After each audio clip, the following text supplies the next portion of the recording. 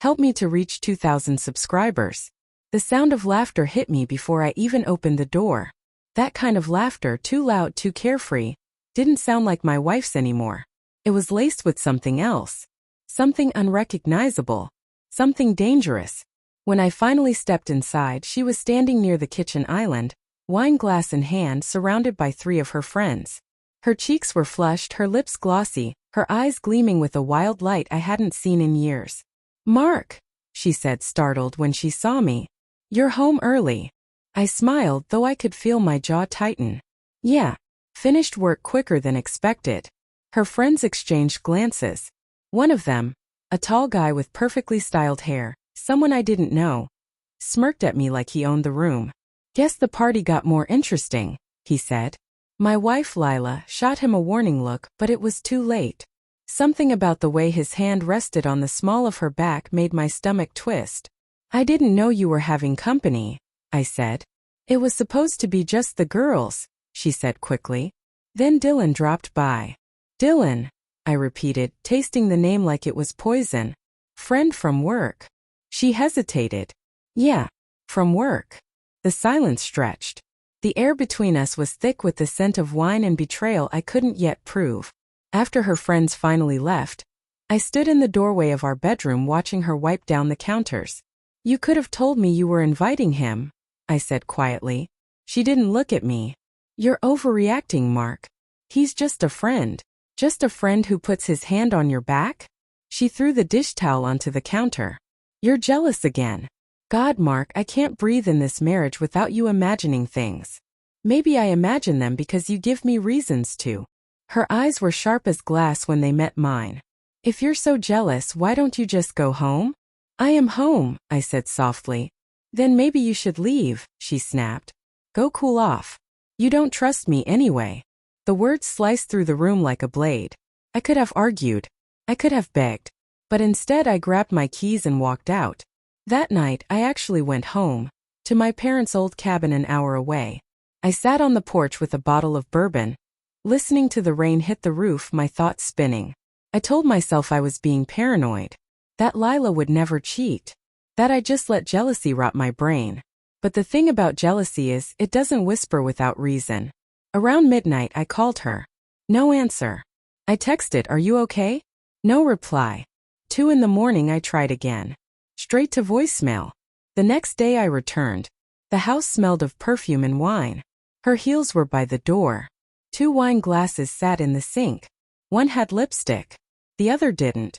"Lila," called out. No response. Her phone was on the couch, screen glowing faintly. I picked it up, guilt gnawing at my chest, and saw the last message she'd sent. "He left. You can come over now." My stomach dropped. I opened the messages. "Dylan." I scrolled further. The words blurred together. "I can't stop thinking about last time. You make me feel alive again. He doesn't have to know." The room started spinning. My hand shook so badly I almost dropped the phone. Then I heard the bathroom door open. Lila froze when she saw me, towel wrapped around her hair, shock flashing in her eyes. "You're back early," she whispered. I held up her phone. "You want to explain this?" Her face went pale. "You went through my phone? That's your response?" My voice cracked. "I left because you told me to. I trusted you. And you used that time to bring him here." "Mark, please," she said, taking a step toward me. "It's not what you think." "Then tell me what it is." She sank onto the couch, burying her face in her hands. "It started months ago. I didn't mean for it to happen. I was lonely, you were always working, and he listened. He made me feel seen again." I stared at her, the words hollowing me out. "So what am I, Lila? Just a mistake you kept because it was convenient?" Tears spilled down her cheeks. "No. You're the one I love. I just lost myself for a while." "Love doesn't do this," I said quietly.